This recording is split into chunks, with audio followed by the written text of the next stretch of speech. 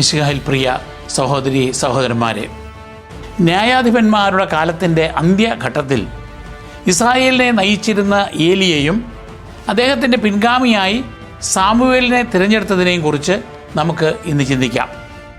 ന്യായാധിപന്മാരുടെ കാലഘട്ടത്തിൻ്റെ അവസാനത്തെ പ്രധാന മതനേതാവായിരുന്നു ഏലി.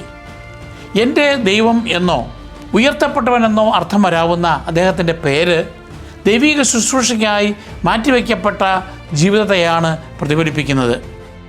പുരോഹിത ശുശ്രൂഷയ്ക്കായി തിരഞ്ഞെടുക്കപ്പെട്ട ലേവി ഗോത്രത്തിൽപ്പെട്ടവനായിരുന്നു അദ്ദേഹം. ഇസ്രായേലിൻ്റെ ആരാധനാ കേന്ദ്രമായ ഷീലോയിലായിരുന്നു അദ്ദേഹം ശുശ്രൂഷ ചെയ്തിരുന്നത്.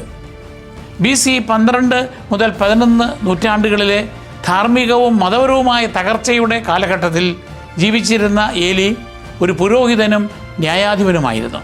ഇസ്രായേൽ ചരിത്രത്തിൽ ഏറെ ശ്രദ്ധേയനായ മറ്റൊരു വ്യക്തിയാണ് സാമുവേൽ. ന്യായാധിപന്മാരുടെ യുഗത്തിൽ നിന്ന് രാജഭരണത്തിലേക്കുള്ള മാറ്റം നടന്നത് അദ്ദേഹത്തിൻ്റെ കാലത്താണ്. ദൈവത്താൽ ശ്രവിക്കപ്പെട്ടവൻ അല്ലെങ്കിൽ ദൈവനാമം എന്നർത്ഥമുള്ള അദ്ദേഹത്തിൻ്റെ പേര് മാതാവായ ഹന്നായുടെ തീഷ്ണമായ പ്രാർത്ഥനയ്ക്ക് ഉത്തരമായി അദ്ദേഹം ജനിച്ച സാഹചര്യത്തെ സൂചിപ്പിക്കുന്നു. സാമുവേൽ ജീവിച്ചിരുന്നത് എഫ്രൈംകാരുടെ ഇടയിലായിരുന്നെങ്കിലും വംശാവലി രേഖകൾ പ്രകാരം അദ്ദേഹം വിവിധ ശുശ്രൂഷയ്ക്കായി വേർതിരിക്കപ്പെട്ട ലേവി ഗോത്രത്തിൽപ്പെട്ടവനായിരുന്നു. 1 ദിനവൃത്താന്തം 6:33-38 വാക്യങ്ങൾ. ബാല്യം മുതൽക്കേ സാമുവേൽ കർത്താവിനായി സമർപ്പിക്കപ്പെടുകയും ഷീലോയിലെ ദേവാലയത്തിൽ വളരുകയും ചെയ്തു. കാലക്രമേണ പ്രവാചകൻ, ന്യായാധിപൻ, പുരോഹിതൻ എന്നീ ബഹുമുഖ ശുശ്രൂഷകൾ ഒരേ സമയം കൈകാര്യം ചെയ്ത ഒരു സവിശേഷ നേതാവായി അദ്ദേഹം ഉയർന്നു.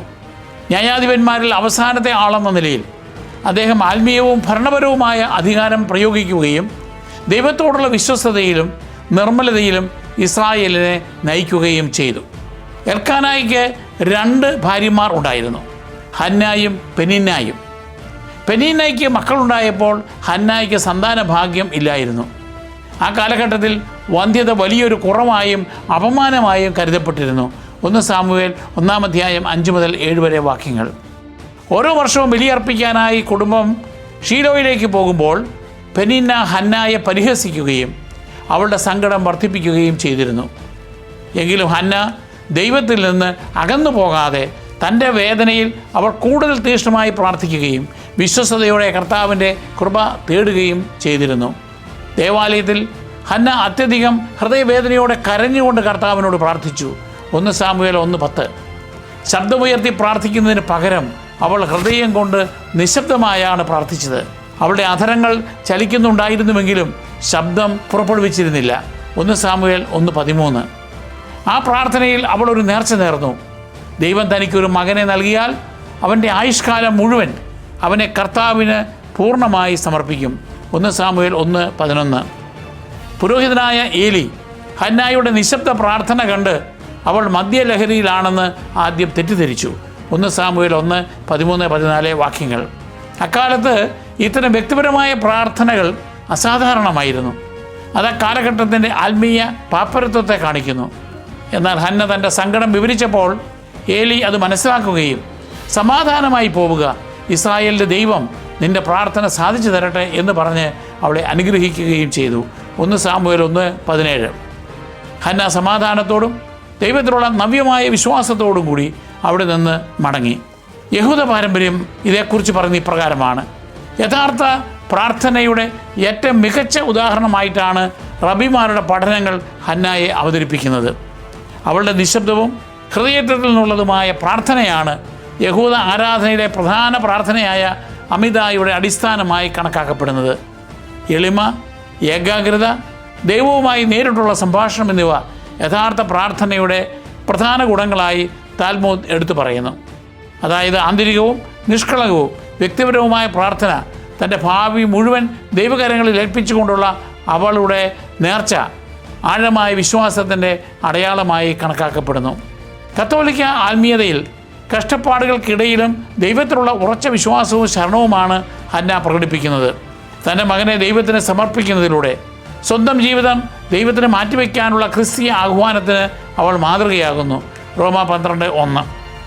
ദൈവഹിതം വിനയപൂർവ്വം സ്വീകരിച്ച പരിശുദ്ധ കന്യകാമറിയത്തിലേക്കും ഹന്ന വിരൽ ചൂണ്ടുന്നു. ലൂക്ക 1:38. ഹന്നായുടെ പ്രാർത്ഥന സാമുവേലിൻ്റെ ജനനത്തിന് കാരണമായതുപോലെ മറിയത്തിൻ്റെ അതേ എന്ന വാക്ക് രക്ഷകനായ ഈശോയെ ലോകത്തിന് നൽകി. ഇനി സാമുവേലിൻ്റെ ജനനവും സമർപ്പണവും നോക്കാം. ഹന്നായുടെ തീഷ്ണമായ പ്രാർത്ഥനയ്ക്ക് മറുപടിയായി കർത്താവ് അവൾക്ക് ഒരു പുത്രനെ നൽകി അനുഗ്രഹിച്ചു. ഞാൻ അവനെ കർത്താവിനോട് ചോദിച്ചു വാങ്ങിയതാണ് എന്ന് പറഞ്ഞ് അവൾ അവന് സാമുവേൽ എന്ന് പേരിട്ടു. 1 സാമുവേൽ 1:20. അവൻ്റെ പേര് തന്നെ ദൈവത്തിൻ്റെ വിശ്വസ്തതയ്ക്കും മനുഷ്യൻ്റെ പ്രാർത്ഥനയിലുള്ള അവിടുത്തെ കരുതലിലും സാക്ഷ്യമായി മാറുന്നു. സാമുവേൽ ജനിച്ച ശേഷം ഹന്ന തൻ്റെ നേർച്ചയിൽ വിശ്വസ്തത പുലർത്തുന്നു.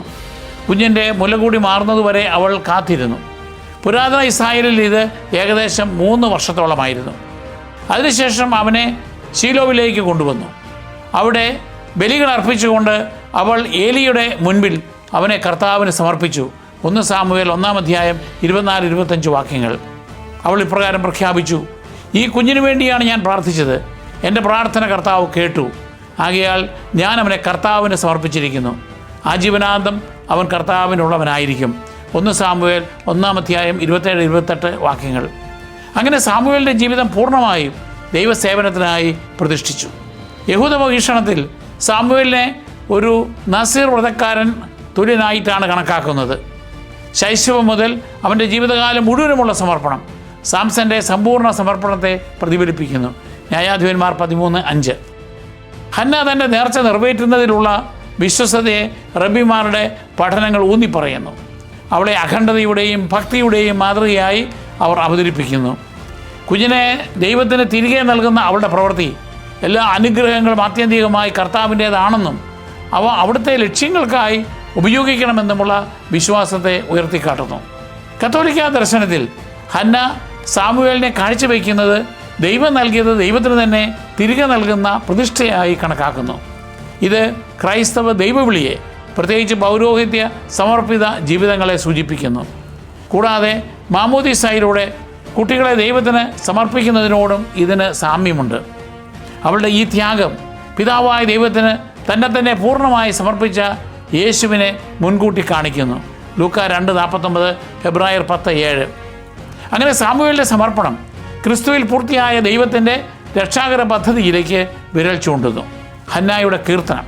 തൻ്റെ മകനെ കർത്താവിന് വിട്ടുകൊടുത്തതിന് ശേഷം ഹന്ന ദുഃഖമല്ല, മറിച്ച് സന്തോഷമാണ് പ്രകടിപ്പിക്കുന്നത്. അവൾ ദൈവത്തെ സ്തുതിച്ചുകൊണ്ട് ഇപ്രകാരം പറയുന്നു: എൻ്റെ ഹൃദയം കർത്താവിൽ ആനന്ദിക്കുന്നു, അവിടുത്തെ രക്ഷയിൽ ഞാൻ ആനന്ദിക്കുന്നു. 1 സാമുവേൽ 2:1. അവളുടെ പ്രാർത്ഥന വെറുമൊരു കൃതജ്ഞതാ പ്രകാശനം മാത്രമല്ല, അത് ദൈവത്തിൻ്റെ ശക്തിയെയും നീതിയെയും കുറിച്ചുള്ള ശക്തമായ പ്രഖ്യാപനം കൂടിയാണ്. ദൈവം മാത്രം പരിശുദ്ധനാണെന്നും അവിടുത്തെ പോലെ മറ്റാരുമില്ലെന്നും അവൾ പ്രഖ്യാപിക്കുന്നു. 1 സാമുവേൽ 2:2. ദൈവം എങ്ങനെയാണ് മാനുഷിക പ്രതീക്ഷകളെ മാറ്റിമറിക്കുന്നത് എന്ന് ഹന്നായുടെ ഗീതം കാണിച്ചു തരുന്നു. അഹങ്കാരികൾ താഴ്ത്തപ്പെടുകയും വിനീതർ ഉയർത്തപ്പെടുകയും ചെയ്യുന്നു. വീരന്മാരുടെ വില്ലുകൾ തകരുന്നു, ബലഹീനരാകട്ടെ ശക്തി പ്രാപിക്കുന്നു. 1 സാമുവേൽ 2:4. വിശന്നവർ തൃപ്തരാകുന്നു, സമ്പന്നർ ദാരിദ്ര്യം അനുഭവിക്കുന്നു. 1 സാമുവേൽ 2:5. സകലത്തിന്മേലും ദൈവത്തിനുള്ള അധികാരം അവൾ ഉറപ്പിച്ചു പറയുന്നു. കർത്താവ് ജീവൻ എടുക്കുകയും കൊടുക്കുകയും ചെയ്യുന്നു. അവിടുന്ന് പാതാളത്തിലേക്ക് ഇറക്കുകയും അവിടെ നിന്ന് കരകയറ്റുകയും ചെയ്യുന്നു. 1 സാമുവേൽ 2:6. ജീവൻ്റെ മേലും ചരിത്രത്തിന്മേലുമുള്ള ദൈവിക ശക്തിയിലുള്ള അവളുടെ ആഴമായ വിശ്വാസമാണ് ഇത് പ്രകടമാക്കുന്നത്. ഗീതം അവസാനിക്കുന്നത് ഒരു പ്രവചനത്തോടു കൂടിയാണ്. കർത്താവ് പ്രതിയോഗികളെ ഛിന്ന ഭിന്നമാക്കുന്നു, തൻ്റെ രാജാവിന് ശക്തി കൊടുക്കും, തൻ്റെ അഭിഷക്തൻ്റെ ശിരസ് ഉയർമാറാക്കും. 1 സാമുവേൽ 2:10. ഇസ്രായേലിന് രാജാവുണ്ടാകുന്നതിന് മുൻപ് തന്നെ ഇത് ഇസ്രായേലിൻ്റെ ഭാവി രാജവാഴ്ചയിലേക്കും പ്രത്യേകിച്ച് ദൈവിക പദ്ധതിയിലെ ദാവീദിൻ്റെ വംശത്തിലേക്കും വിരൽ ചൂണ്ടുന്നു. യഹൂദ വീക്ഷണത്തിൽ ഹന്നായുടെ കീർത്തനം അവളുടെ വ്യക്തിപരമായ അനുഭവത്തിനപ്പുറം ഇസ്രായേലിൻ്റെ ഭാവിയെക്കുറിച്ചുള്ള ഒരു പ്രവചന ഗീതമായിട്ടാണ് കാണുന്നത്. ഇതിലെ തൻ്റെ രാജാവ് എന്ന പരാമർശം സാവൂളിൽ തുടങ്ങി ദാവീദിലൂടെ പൂർത്തിയാക്കുന്ന വരാനിരിക്കുന്ന രാജവാഴ്ചയെ സൂചിപ്പിക്കുന്നു. ദൈവം അഹങ്കാരികളെ താഴ്ത്തുകയും വിനീതരെ ഉയർത്തുകയും ചെയ്യുന്ന അവിടുത്തെ നീതിയെ റബ്ബിമാരുടെ പഠനങ്ങൾ ഊന്നി പറയുന്നു. അതിനാൽ ഈ കീർത്തനം ഒരു വ്യക്തിഗത പ്രാർത്ഥന മാത്രമല്ല, മറിച്ച് ഒരു വചന സന്ദേശം കൂടിയാണ്. ഹന്നായുടെ കീർത്തനത്തെ കത്തോലിക്ക വീക്ഷണത്തിൽ പരിശുദ്ധ കന്യകാമറിയത്തിൻ്റെ സ്തോത്രഗീതത്തിൻ്റെ ഒരു മുൻനിഴലായിട്ടാണ് കാണുന്നത്. ലൂക്ക 1:46-55 വാക്യങ്ങൾ. ഹന്നയെപ്പോലെ തന്നെ എളിയവരെ ഉയർത്തുകയും അഹങ്കാരികളെ ചിതറിക്കുകയും വിശക്കുന്നവരെ തൃപ്തരാക്കുകയും ചെയ്യുന്ന കർത്താവിനെ പരിശുദ്ധ മറിയ സ്തുതിക്കുന്നു. വിനീതരോടുള്ള ദൈവത്തിൻ്റെ കരുതൽ രക്ഷാകര ചരിത്രം വ്യക്തമാക്കുന്നുണ്ട്. അടുത്തത് അഴിമതിക്കാരായ ഏലിയുടെ പുത്രന്മാർ. സാമുവേലിൽ കണ്ട പ്രത്യാശയ്ക്ക് വിപരീതമായി അതേ ദേവാലയത്തിലെ ഗുരുതരമായ ഒരു ആത്മീയ തകർച്ച തുടർന്ന് ബൈബിൾ അവതരിപ്പിക്കുന്നു. ഏലിയുടെ പുത്രന്മാരായ ഹോഫ്നിയും ഫിനെഹാസും പുരോഹിതന്മാരായിരുന്നെങ്കിലും കർത്താവിനെ ഭയപ്പെടാത്ത ദുർമാർഗികളായിരുന്നു. 1 സാമുവേൽ 2:12. വിശ്വസ്തയോടെ സേവിക്കുന്നതിന് പകരം അവർ തങ്ങളുടെ ഉന്നത സ്ഥാനം വ്യക്തിപരമായ ലാഭത്തിനു വേണ്ടി ദുരുപയോഗം ചെയ്യുന്നു. ബലികളിൽ നിന്ന് തങ്ങൾക്ക് അർഹമായതിനേക്കാൾ കൂടുതൽ അവർ കൈക്കലാക്കുകയും തങ്ങൾക്ക് വേണ്ടത് നേടാൻ ജനങ്ങളെ ഭീഷണിപ്പെടുത്തുകയും ചെയ്യുന്നു. 1 സാമുവേൽ 2:13 മുതൽ 17 വരെ വാക്യങ്ങൾ. ഇതിലൂടെ അവർ ആരാധനയെ സ്വാർത്ഥതയുടെയും ചൂഷണത്തിൻ്റെയും പ്രവൃത്തിയായി മാറ്റുന്നു. സമാഗമ കൂടാരത്തിൻ്റെ വാതിൽക്കൽ ശുശ്രൂഷ ചെയ്തിരുന്ന സ്ത്രീകളുമായി അസന്മാർഗിക ബന്ധത്തിൽ ഏർപ്പെടുന്നതോടെ അവരുടെ പാപം കൂടുതൽ ഗുരുതരമാകുന്നു. 1 സാമുവേൽ 2:22. ഇത് അവർക്ക് മാത്രമല്ല, ദൈവത്തിൻ്റെ പരിശുദ്ധ സ്ഥലത്തിനും അപമാനമുണ്ടാക്കുന്നു. ഏലി അവരുടെ പ്രവൃത്തികളെക്കുറിച്ച് അറിയുകയും അവർക്ക് മുന്നറിയിപ്പ് നൽകുകയും ചെയ്യുന്നുണ്ടെങ്കിലും അവരെ തടയാൻ ശക്തമായ നടപടികൾ സ്വീകരിക്കുന്നില്ല. 1 സാമുവേൽ 2:23-25. അവരെ തിരുത്തുന്നതിലെ അദ്ദേഹത്തിൻ്റെ പരാജയം അഴിമതി തുടരാൻ അനുവദിക്കുകയും ജനങ്ങൾക്കിടയിൽ കൂടുതൽ ആത്മീയ അധപ്പതനത്തിന് കാരണമാവുകയും ചെയ്യുന്നു. അതേസമയം സാമുവേൽ ദൈവത്തിൻ്റെയും മനുഷ്യരുടെയും പ്രീതിയിൽ വളർന്നുകൊണ്ടിരുന്നു. 1 സാമുവേൽ 2:26. അഴിമതിയും വിശ്വസ്തതയും തമ്മിലുള്ള ഈ വ്യക്തമായ വ്യത്യാസം സാമുവേലിലൂടെ ദൈവം കൊണ്ടുവരാനിരിക്കുന്ന മാറ്റത്തിന് നമ്മെ ഒരുക്കുന്നു. യഹൂദ പാരമ്പര്യം നോക്കാം. പുരോഹിത സ്ഥാനം ദുരുപയോഗം ചെയ്തതിനും ദൈവ നിയമത്തെ നിന്ദിച്ചതിനും ഫോഹ്നിയും ഫിനെഹാസും റബിമാരുടെ പഠനങ്ങളിൽ ശക്തമായി അപലപിക്കപ്പെടുന്നു. ഏലി അവരെ ശിക്ഷിക്കുന്നതിൽ പരാജയപ്പെട്ടത് ഒരു വലിയ പ്രശ്നമായി യഹൂദ പണ്ഡിതന്മാർ ചൂണ്ടിക്കാട്ടുന്നു. അദ്ദേഹത്തിൻ്റെ നിഷ്ക്രിയത്വം അവരുടെ കുറ്റത്തിൽ പങ്കുചേരുന്നതിന് സമാനമായാണ് കണക്കാക്കപ്പെടുന്നത്. നേതാക്കൾ തങ്ങളുടെ കുടുംബങ്ങളിലും സമൂഹങ്ങളിലും തെറ്റുകൾ തിരുത്തണമെന്നും നീതി ഉയർത്തിപ്പിടിക്കണമെന്നും ഇത് പഠിപ്പിക്കുന്നു. ഈ ഭാഗം ആത്മീയ നേതൃത്വത്തിൻ്റെ ഉത്തരവാദിത്വത്തെക്കുറിച്ചുള്ള ശക്തമായ മുന്നറിയിപ്പ് നൽകുന്നുവെന്നാണ് കത്തോലിക്ക വീക്ഷണം. ഏലിയുടെ പരാജയം നേതൃത്വത്തിലെ അശ്രദ്ധയെ കാണിക്കുന്നു. അധികാരത്തിലുള്ളവർ പഠിപ്പിക്കുക മാത്രമല്ല, വിശുദ്ധിയിലും സത്യസന്ധതയിലും ജീവിക്കണം. ഏലിയുടെ പുത്രന്മാരുടെ പാപങ്ങൾ മറ്റുള്ളവരിലെ പാപത്തിലേക്ക് നയിക്കുന്ന ദുർമാതൃകയെ കാണിക്കുന്നു. അടുത്തത് ഏലിയുടെ കുടുംബത്തിനെതിരെയുള്ള പ്രവചനം. ഈ ഘട്ടത്തിൽ ശിക്ഷാവിധിയുടെ സന്ദേശവുമായി ദൈവത്തിൻ്റെ ഒരു പ്രതിനിധി ഏലിയായുടെ അടുക്കൽ വരുന്നു.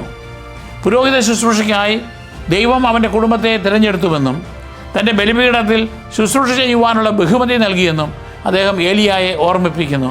1 സാമുവേൽ 2:27-28 വാക്യങ്ങൾ. എന്നാൽ ഈ പദവി ദുരുപയോഗം ചെയ്യപ്പെട്ടു. പുത്രന്മാരുടെ പാപങ്ങൾക്ക് മാത്രമല്ല, ദൈവത്തെക്കാൾ ഉപരി അവരെ പ്രതിഷ്ഠിച്ചുകൊണ്ട് അത് തുടരാൻ അനുവദിച്ചതിനും ഏലിയെ കുറ്റപ്പെടുത്തുന്നു. 1 സാമുവേൽ 2:29. ഈ സന്ദേശം വ്യക്തമായ ഒരു തത്വം പ്രഖ്യാപിക്കുന്നു. എന്നെ ആദരിക്കുന്നവനെ ഞാനും ആദരിക്കും, എന്നെ നിന്ദിക്കുന്നവർ നിന്ദിക്കപ്പെടും. 1 സാമുവേൽ 2:30. ഇതിൻ്റെ ഫലമായി ഏലിയുടെ കുടുംബത്തിന് അവരുടെ പുരോഹിത പദവി നഷ്ടപ്പെട്ടു. അവൻ്റെ വംശജർ ശക്തിയോടെ തുടർന്നില്ല. പകരം തൻ്റെ ഇഷ്ടം പ്രവർത്തിക്കുന്ന ഒരു വിശ്വസ്തനായ പുരോഹിതനെ ദൈവം ഉയർത്തി. 1 സാമുവേൽ 2:35.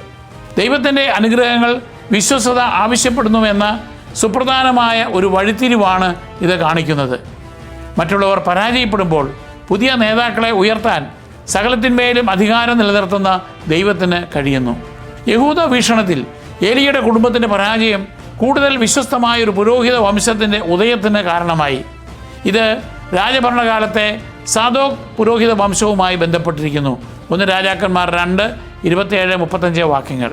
ദൈവത്തെ സേവിക്കുക എന്നത് നീതിയോടും അനുസരണത്തോടും കൂടി ജീവിക്കേണ്ട ഒരു വലിയ പദവിയെ ആണെന്ന് റബിമാരുടെ പഠനങ്ങൾ ഊന്നിപ്പറയുന്നു. കത്തോലിക്ക വീക്ഷണം. നേതൃത്വത്തിൽ അഴിമതി ഉണ്ടാകുമ്പോൾ ദൈവം ഇടപെടുന്നു. വിശ്വസ്തനായ പുരോഹിതൻ എന്ന വാഗ്ദാനം അന്തിമമായി പൂർത്തീകരിക്കപ്പെടുന്നത് നിത്യപുരോഹിതനായ യേശു ക്രിസ്തുവിലാണ്. ഹെബ്രായർ 4:14 വാക്യം, 7:26 വാക്യം. ഇത് എല്ലാ സഭാ നേതാക്കൾക്കുമുള്ള ഒരു മുന്നറിയിപ്പ് കൂടിയാണ്. അധികാരം എന്നത് ഉത്തരവാദിത്വം ആവശ്യപ്പെടുന്നു. തെറ്റുകൾ തിരുത്തുന്നതിൽ പരാജയപ്പെട്ടാൽ ഗുരുതരമായ പ്രത്യാഘാതങ്ങൾ ഉണ്ടാക്കും. അടുത്തത് സാമുവേലിൻ്റെ ദൈവവിളി. ആത്മീയ വരൾച്ചയുടെ കാലത്താണ് സാമുവേലിൻ്റെ വിളി ഉണ്ടാകുന്നത്. അക്കാലത്ത് കർത്താവിൻ്റെ അരുളപ്പാട് ചുരുക്കമായിട്ടേ ലഭിച്ചിരുന്നുള്ളൂ. ദർശനങ്ങൾ വിരളമായിരുന്നു. 1 സാമുവേൽ 3:1. ഈ ദൈവിക നിശബ്ദതയിൽ ദൈവം പുതിയ ഒന്ന് ആരംഭിക്കുന്നു. ശീലോവിൽ ശുശ്രൂഷ ചെയ്തിരുന്ന ബാലനായ സാമുവേൽ രാത്രിയിൽ തന്നെ ആരോ പേര് ചൊല്ലി വിളിക്കുന്നത് കേൾക്കുന്നു. അത് ഏലിയായാണെന്ന് കരുതി അവൻ 3 പ്രാവശ്യം അവൻ്റെ അടുത്തേക്ക് പോകുന്നു. 1 സാമുവേൽ 3:4-8 വരെ വാക്യങ്ങൾ. ഒടുവിൽ ദൈവം ബാലനെ വിളിക്കുകയാണെന്ന് ഏലി മനസ്സിലാക്കുകയും അവനോട് ഇപ്രകാരം മറുപടി പറയാൻ നിർദ്ദേശിക്കുകയും ചെയ്യുന്നു: കർത്താവെ, അരുൾ ചെയ്താലും അങ്ങയുടെ ദാസനിതാ ശ്രവിക്കുന്നു. 1 സാമുവേൽ 3:9.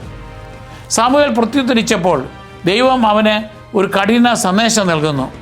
തുടരെയുള്ള പാപനിമിത്തം ഏലിയുടെ കുടുംബത്തിനെതിരെ ശിക്ഷാവിധി നടപ്പിലാക്കും. 1 സാമുവേൽ 3:11-14 വരെ വാക്യങ്ങൾ. ഇത് ദൈവസന്നിധിയിൽ ശുശ്രൂഷ ചെയ്യുന്ന ഒരു കുട്ടി എന്ന നിലയിൽ നിന്ന് ദൈവത്തിൻ്റെ പ്രവാചകൻ എന്ന നിലയിലേക്കുള്ള സാമുവേലിൻ്റെ മാറ്റത്തെ വെളിപ്പെടുത്തുന്നു. ഭയമുണ്ടായിരുന്നിട്ടും അവൻ വിശ്വസ്തയോടെ ഏലിയോട് എല്ലാം പറയുന്നു. 1 സാമുവേൽ 3:15-18 വരെ വാക്യങ്ങൾ. ഇതവൻ്റെ ധൈര്യത്തെയും അനുസരണത്തെയും കാണിക്കുന്നു. സാമുവേലിനെ ഒരു യഥാർത്ഥ പ്രവാചകനായി സ്ഥിരീകരിച്ചുകൊണ്ട് ഈ അധ്യായം അവസാനിക്കുന്നു. കർത്താവ് അവനോട് കൂടെ ഉണ്ടായിരുന്നു. അവൻ്റെ വാക്കുകളൊന്നും വ്യർത്ഥമാക്കാൻ അവിടുന്ന് ഇടവരുത്തിയില്ല. 1 സാമുവേൽ 3:19 വാക്യം. യഹൂദ പാരമ്പര്യം. സാമുവേലിനെ മോശയ്ക്കും അഹ്റോനും ഒപ്പം ഇസ്രായേലിലെ ഏറ്റവും വലിയ നേതാക്കളിൽ ഒരാളായി യഹൂദ പാരമ്പര്യം ആദരിക്കുന്നു. സങ്കീർത്തനം 99:6 വാക്യം. ആത്മീയ അന്ധകാരത്തിൻ്റെ കാലത്തും ദൈവം സംസാരിക്കുന്നുവെന്ന് അവൻ്റെ ദൈവവിളി കാണിക്കുന്നു. പ്രവാചകൻ എന്ന നിലയിലുള്ള അവൻ്റെ പദവി ദൈവത്തിൽ നിന്ന് നേരിട്ടും വരുന്നതാണെന്ന് അംഗീകരിക്കപ്പെടുന്നു. ഇത് തൻ്റെ ജനവുമായുള്ള ദൈവത്തിൻ്റെ ആശയവിനിമയ നവീകരണത്തെ വ്യക്തമാക്കുന്നു. കത്തോലിക്ക ആത്മീയതയിൽ സാമുവേലിൻ്റെ വിളി ദൈവവിളിയുടെ ഒരു മാതൃകയാണ്. കർത്താവെ, അരുൾ ചെയ്യണമേ, അങ്ങയുടെ ദാസനിതാ ശ്രവിക്കുന്നു എന്ന അവൻ്റെ മറുപടി ഓരോ വിശ്വാസിക്കും ഉണ്ടായിരിക്കേണ്ട തുറന്ന മനസ്സും അനുസരണ മനോഭാവവും കാണിക്കുന്നു. ആത്മീയ മാർഗനിർദ്ദേശത്തിൻ്റെ പ്രാധാന്യം ഏലിയുടെ പങ്കിലൂടെ വ്യക്തമാകുന്നു. സ്വന്തം ബലഹീനതകൾക്കിടയിലും ദൈവത്തിൻ്റെ ശബ്ദം തിരിച്ചറിയാൻ അവൻ സാമുവേലിനെ സഹായിക്കുന്നു. പ്രാർത്ഥനയിലൂടെയും തിരുവചനത്തിലൂടെയും സഭയ്ക്കുള്ളിലെ മാർഗനിർദ്ദേശങ്ങളിലൂടെയുമാണ് വിവേചിച്ചറിയൽ ഡിസേൺമെൻറ്റ് സംഭവിക്കുന്നത് എന്ന് ഇത് പഠിപ്പിക്കുന്നു. അടുത്തത് ഏലിയുടെ പതനവും ഉടമ്പടിയുടെ പേടകം നഷ്ടപ്പെടലും. ഫിലിസ്ത്യരോട് ഇസ്രായേൽ പരാജയപ്പെടുന്നു. അപ്പോൾ വിജയം ഉറപ്പാക്കുമെന്ന പ്രതീക്ഷയിൽ ഇസ്രായേലിലെ മുതിർന്നവർ ശീലോവിൽ നിന്ന് ഉടമ്പടിയുടെ പേടകം യുദ്ധകാലത്തിലേക്ക് കൊണ്ടുവരുന്നു. 1 സാമുവേൽ 4:3. അനുദപിക്കാനും ദൈവത്തിലേക്ക് തിരിയാനും ശ്രമിക്കുന്നതിന് പകരം അവർ പേടകത്തെ വെറുമൊരു ശക്തിയുടെ സ്രോതസ്സായിട്ടാണ് കാണുന്നത്. ഏലിയുടെ മക്കളായ ഹോഫ്നിയും ഫിനെഹാസും പേടകത്തോടൊപ്പം പോകുന്നത് നേതൃത്വത്തിനിടയിലുള്ള അപജയത്തെയാണ് കാണിക്കുന്നത്. ആദ്യം ഇസ്രായേലിയർക്ക് ആത്മവിശ്വാസം ലഭിക്കുകയും ഫിലിസ്തീർ ഭയപ്പെടുകയും ചെയ്യുന്നു. 1 സാമുവേൽ 4:5-7 വരെ വാക്യങ്ങൾ. എന്നാൽ ഫലം വിനാശകരമായിരുന്നു. ഇസ്രായേൽ വീണ്ടും പരാജയപ്പെട്ടു. അനേകർ കൊല്ലപ്പെട്ടു. ഉടമ്പടിയുടെ പേടകം പിടിച്ചെടുക്കപ്പെടുകയും ചെയ്തു. 1 സാമുവേൽ 4:10-11 വാക്യങ്ങൾ. ദൈവത്തെ ഉപയോഗിക്കാനോ നിയന്ത്രിക്കാനോ കഴിയില്ലെന്നും വിജയം വരുന്നത് വിശ്വസ്തതയുടെ മാത്രമാണെന്നും ഇത് കാണിക്കുന്നു. പരാജയത്തെക്കുറിച്ചും തൻ്റെ പുത്രന്മാരുടെ മരണത്തെക്കുറിച്ചും പ്രത്യേകിച്ച് പേടകം നഷ്ടപ്പെട്ടതിനെക്കുറിച്ചുമുള്ള വാർത്ത ശ്രവിക്കുമ്പോൾ ഏലി പുറകോട്ട് മറിഞ്ഞു വീണ് കഴുത്തൊടിഞ്ഞ് മരിക്കുന്നു. 1 സാമുവേൽ 4:18. അവൻ്റെ മരണം ദൈവത്തിൻ്റെ മുൻപത്തെ ശിക്ഷാവിധി നിറവേറ്റുന്നു. അതേസമയം അവൻ്റെ മരുമകൾ പ്രസവിക്കുകയും കുട്ടിക്ക് ഈഖാബോദ് എന്ന് പേരിടുകയും ചെയ്യുന്നു. അതിൻ്റെ അർത്ഥം ഇസ്രായേലിൽ നിന്ന് മഹത്വം വിട്ടുപോയി എന്നാണ്. 1 സാമുവേൽ 4:21-22 വാക്യങ്ങൾ. ദൈവസാന്നിധ്യം തങ്ങളെ വിട്ടുപോയി എന്ന് വിശ്വസിച്ച ജനങ്ങളുടെ ആഴമായ നഷ്ടബോധത്തെയാണ് ഇത് പ്രകടിപ്പിക്കുന്നത്. പേടകം പിടിച്ചെടുക്കപ്പെട്ടത് ഇസ്രായേലിൻ്റെ ആഴമായ ആത്മീയ പരാജയമായാണ് യഹൂദ വീക്ഷണം അവതരിപ്പിക്കുന്നത്. ജനങ്ങൾ പേടകത്തെ ദൈവത്തിൻ്റെ ഉടമ്പടിയുടെ അടയാളമായി കാണുന്നതിന് പകരം വിജയത്തിനായുള്ള ഒരു അത്ഭുത വസ്തുവായിട്ടാണ് കണക്കാക്കിയത്. ദൈവത്തെ നിയന്ത്രിക്കാൻ കഴിവില്ലെന്ന് റബിമാരുടെ പഠനങ്ങൾ ഊന്നിപ്പറയുന്നു. അവിടുത്തെ സാന്നിധ്യം വിശ്വസ്തതയാണ്, അല്ലാതെ വസ്തുക്കളെയല്ല ആശ്രയിച്ചിരിക്കുന്നത്. യഥാർത്ഥ അനുസരണവും ഭക്തിയും ഇല്ലാത്തപ്പോൾ വിശുദ്ധമായ കാര്യങ്ങൾ പോലും അർത്ഥശൂന്യമാകുമെന്ന് ഈ സംഭവം മുന്നറിയിപ്പ് നൽകുന്നു. യഥാർത്ഥ വിശ്വാസമില്ലാതെ വിശുദ്ധ കാര്യങ്ങളെ കേവലം ആചാരങ്ങളായി കാണുന്നതിനെതിരെ ഈ സംഭവം കത്തോലിക്ക വീക്ഷണത്തിൽ മുന്നറിയിപ്പ് നൽകുന്നു. പേടകത്തെ മാന്ത്രിക ശക്തിയുള്ള വസ്തുവായി അത് ദുരുപയോഗം ചെയ്യപ്പെട്ടു. അതുപോലെ തന്നെ വിശ്വാസവും മാനസാന്തരവും കൂടാതെ ക്രൈസ്തവർ കൂദാശകളെ സമീപിക്കരുത്. യഥാർത്ഥ വിശ്വാസത്തിന് അനുസരണവും വിനയവും ദൈവത്തിലുള്ള ശരണവും ആവശ്യമാണ്. അടുത്തത് പേടകം ഫിലിസ്ത്യരുടെ ഇടയിൽ. പേടകം പിടിച്ചെടുത്ത ശേഷം ഇസ്രായേലിൻ്റെ ദൈവത്തെ തങ്ങൾ പരാജയപ്പെടുത്തിയെന്ന് കരുതി ഫിലിസ്ത്യർ അത് അസ്തോദിലെ തങ്ങളുടെ ദേവനായ ദാഗോൻ്റെ ക്ഷേത്രത്തിലേക്ക് കൊണ്ടുവരുന്നു. എന്നാൽ അടുത്ത ദിവസം രാവിലെ പേടകത്തിന് മുമ്പിൽ ദാഗോൻ കമിഴ്ന്ന് വീണ് കിടക്കുന്നതായി അവർ കാണുന്നു. 1 സാമുവേൽ 5:3. അവർ അതിനെ വീണ്ടും നിവർത്തി വെച്ചെങ്കിലും അത് വീണ്ടും വീഴുന്നു. ഇത്തവണ തലയും കൈകളും മറ്റുപോയ നിലയിൽ അത് തകർക്കപ്പെടുന്നു. 1 സാമുവേൽ 5:4. സത്യദൈവത്തിന് മുൻപിൽ വ്യാജദേവൻ്റെ പരാജയമാണ് ഇത് കാണിക്കുന്നത്. വിജയം നൽകുന്നതിന് പകരം പേടകം ഫിലിസ്ത്യർക്ക് കഷ്ടതകളാണ് കൊണ്ടുവരുന്നത്. കർത്താവ് ജനങ്ങളെ അർബുദം കൊണ്ട് പ്രഹരിക്കുന്നു. നഗരങ്ങളിൽ ഉടനീളം ഭീതി പടരുന്നു. 1 സാമുവേൽ 5:6. അവർ പേടകത്തെ അസ്തോദിൽ നിന്നും ഗത്തിലേക്കും പിന്നീട് എക്രോണിലേക്കും മാറ്റുന്നു. എന്നാൽ പോകുന്നിടത്തെല്ലാം അത് കഷ്ടപ്പാടും മരണവുമാണ് വിതയ്ക്കുന്നത്. 1 സാമുവേൽ 5:7-12 വരെ വാക്യങ്ങൾ. വിജയത്തിൻ്റെ അടയാളമെന്ന് അവർ കരുതിയത് ഭയത്തിൻ്റെ ഉറവിടമായി മാറുന്നു. ഇസ്രായേലിൻ്റെ ദൈവത്തെ മാനുഷിക ശക്തിയാൽ നിയന്ത്രിക്കാനോ തോൽപ്പിക്കാനോ കഴിയില്ലെന്ന് ഇത് വ്യക്തമാക്കുന്നു. യഹൂദ വീക്ഷണത്തിൽ ഇസ്രായേലിൻ്റെ ദൈവം എല്ലാ വിജാതീയ ദേവീദേവന്മാരെക്കാളും വലിയവനാണെന്ന് ഈ സംഭവം വ്യക്തമായി കാണിക്കുന്നു. സത്യദൈവത്തിന് മുൻപിൽ വിഗ്രഹങ്ങൾക്ക് ശക്തിയില്ലെന്ന് ദാഗോൻ്റെ പതനം തെളിയിക്കുന്നു. യെശയ്യാ 45:5. ഇസ്രായേലിന് പുറത്തും ദൈവം പരമാധികാരിയായും സജീവമായും തുടരുന്നുവെന്ന് റബിമാരുടെ പഠനങ്ങൾ ഊന്നി പറയുന്നുണ്ട്. കത്തോലിക്ക വീക്ഷണം ദൈവം പരിശുദ്ധനാണ്, അവിടുത്തെ നിയന്ത്രിക്കാൻ മനുഷ്യൻ പ്രാപ്തനല്ല. പേടകം അവിടുത്തെ സാന്നിധ്യത്തെ കാണിക്കുന്നു. വ്യാജദേവന്മാർ ശക്തിയില്ലാത്തവരാണെന്ന് ദാഗോൻ്റെ പതനം തെളിയിക്കുന്നു. തന്നെ ബഹുമാനിക്കുന്നവർക്ക് ദൈവം അനുഗ്രഹവും നിരസിക്കുന്നവർക്ക് ശിക്ഷാവിധിയും നൽകുന്നു. സകലത്തിന്മേലും അധികാരമുള്ള ക്രിസ്തുവിലേക്കാണ് പേടകം വിരൽ ചൂണ്ടുന്നത്. വിശ്വാസത്തോടും ഭക്തിയോടും കൂടി ആരാധിക്കാൻ അത് നമ്മെ ആഹ്വാനം ചെയ്യുന്നു. അടുത്തത് പേടകത്തിൻ്റെ തിരിച്ചുവരവ്. മാസങ്ങളോളം കഷ്ടത അനുഭവിച്ച ശേഷം തങ്ങളുടെ ദുരിതങ്ങൾക്ക് കാരണം ഇസ്രായേലിൻ്റെ ദൈവമാണെന്ന് ഫിലിസ്ത്യർ തിരിച്ചറിഞ്ഞു. പേടകത്തോടൊപ്പം അനുതാപത്തിൻ്റെ അടയാളമായി തങ്ങളെ ബാധിച്ച മഹാമാരികളുടെ സ്വർണ്ണ രൂപങ്ങളും കാഴ്ചകളായി തിരികെ നൽകാൻ അവർ തീരുമാനിച്ചു. 1 സാമുവേൽ 6:3-5 വരെ വാക്യങ്ങൾ. അവർ പേടകം ഒരു പുതിയ വണ്ടിയിൽ വെച്ച് പശുക്കളെ കൊണ്ട് വലിപ്പിച്ച് ഇസ്രായേലിലേക്ക് അയച്ചു. വഴികാട്ടി ഇല്ലാതെ തന്നെ പശുക്കൾ നേരെ ഇസ്രായേലിലേക്ക് പോകുമ്പോൾ അത് ദൈവത്തിൻ്റെ പ്രവൃത്തിയാണെന്ന് അവർ മനസ്സിലാക്കി. 1 സാമുവേൽ 6:7-12 വരെ വാക്യങ്ങൾ. പേടകം ബത്ശമേഷിൽ എത്തുമ്പോൾ ഇസ്രായേൽ ജനം സന്തോഷിക്കുകയും കൃതജ്ഞതാ ബലികൾ അർപ്പിക്കുകയും ചെയ്തു. 1 സാമുവേൽ 6:13-15 വരെ വാക്യങ്ങൾ. എന്നാൽ അവരിൽ ചിലർ ആദരവില്ലാതെ പേടകത്തിനുള്ളിലേക്ക് നോക്കിയതിനാൽ വധിക്കപ്പെട്ടു. അതിനാൽ അവരുടെ സന്തോഷം ഭയമായി മാറി. 1 സാമുവേൽ 6:19 വാക്യം. പരിശുദ്ധനായ ഈ ദൈവത്തിൻ്റെ സന്നിധി നിൽക്കാൻ ആർക്ക് കഴിയും എന്ന് ജനങ്ങൾ ചോദിച്ചു. 1 സാമുവേൽ 6:20. ഈ ഭയം കാരണം പേടകം കിര്യാത് യയാരീമിലേക്ക് മാറ്റുകയും അവിടെ ഒരു വിശുദ്ധ സ്ഥലത്ത് സൂക്ഷിക്കുകയും ചെയ്തു. 1 സാമുവേൽ 6:21. യഹൂദ പാരമ്പര്യം നോക്കാം. ദൈവത്തിൻ്റെ പരിശുദ്ധിയെയും അവിടുത്തെ ഭയഭക്തിയോടെ സമീപിക്കേണ്ടതിൻ്റെ ആവശ്യകതയെയും ഈ സംഭവം എടുത്തു കാട്ടുന്നു.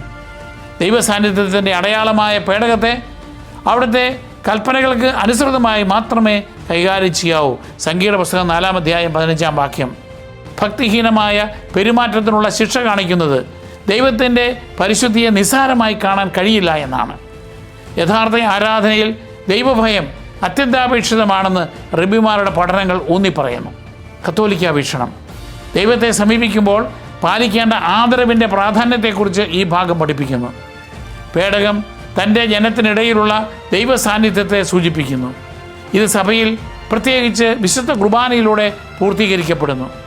പേടകത്തോടുള്ള ആദരവില്ലായ്മ ശിക്ഷാവിധി കൊണ്ടുവന്നതുപോലെ ക്രൈസ്തവരും ശരിയായ ഒരുക്കത്തോടും വിശ്വാസത്തോടും കൂടി വേണം വിശുദ്ധ കുർബാന സ്വീകരിക്കുവാൻ. 1 കോറിന്തോസ് 11:27 മുതൽ 29 വരെ വാക്യങ്ങൾ. അടുത്തത് സാമുവേൽ വഴി ഇസ്രായേലിൽ ആത്മീയ നവീകരണം. ഉടമ്പടിയുടെ പേടകം വർഷങ്ങളോളം കിര്യാത് യയാരീമിൽ സൂക്ഷിച്ചതിന് ശേഷം ജനങ്ങൾ കർത്താവിലേക്ക് തിരിയാൻ തുടങ്ങി. 1 സാമുവേൽ 7:2. ഈ സമയത്ത് സാമുവേൽ ഒരു യഥാർത്ഥ ആത്മീയ നേതാവായി ഉയർന്നു വന്നു. അവൻ അവരെ ആത്മാർത്ഥമായ അനുതാപത്തിലേക്ക് വിളിച്ചു. നിങ്ങളെ പൂർണ്ണമായി ദൈവത്തിന് സമർപ്പിക്കുവേൻ, അവിടുത്തെ മാത്രം ആരാധിക്കുവേൻ. ഫിലിസ്ത്യരുടെ കരങ്ങളിൽ നിന്ന് അവിടുന്ന് നിങ്ങളെ രക്ഷിക്കും. 1 സാമുവേൽ 7:3. ഇത് വെറുമൊരു ബാഹ്യമായ മാറ്റമല്ല, മറിച്ച് ഹൃദയം പൂർണ്ണമായും ദൈവത്തിലേക്ക് തിരിക്കലാണ്. ജനങ്ങൾ തങ്ങളുടെ വിഗ്രഹങ്ങൾ നീക്കം ചെയ്തുകൊണ്ട് മിസ്പായിൽ ഒത്തുകൂടി. അവിടെ അവർ ഉപവസിക്കുകയും തങ്ങളുടെ പാപങ്ങൾ ഏറ്റുപറയുകയും വിശ്വാസം പുതുക്കുകയും ചെയ്തു. 1 സാമുവേൽ 7:5-6 വാക്യങ്ങൾ. സാമുവേൽ അവർക്ക് വേണ്ടി പ്രാർത്ഥിക്കുകയും കർത്താവിന് ബലിയർപ്പിക്കുകയും ചെയ്തു. 1 സാമുവേൽ 7:9.